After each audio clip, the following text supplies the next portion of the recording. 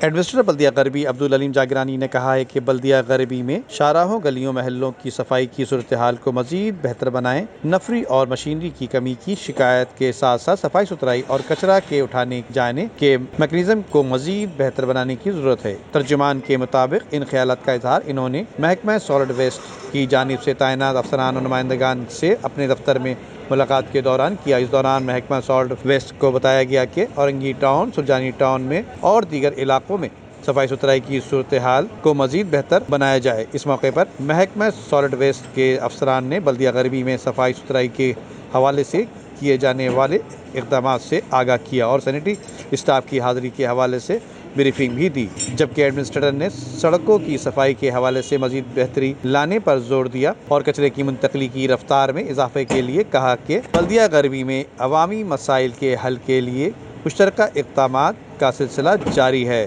Nadeem Siddiqui, metro 7 Pakistan.